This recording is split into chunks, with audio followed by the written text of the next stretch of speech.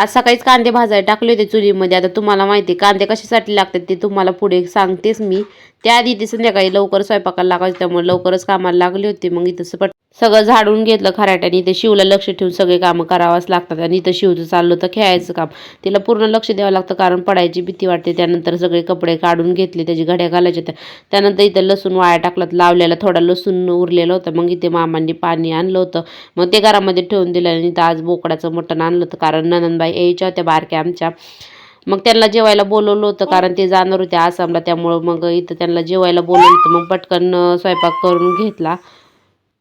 मग इथे कुकर लावला होता शिजायला टाकला आणि पांढरा भात करूच तर म्हणलं चला टाईम आहे तोवर भाकरी करून घ्या. मग तोवर पीठ मळून गोळे करून घेतले आणि छान अशा भाकरी केल्या. भाकरी केल्यानंतर लाईटच गेली होती.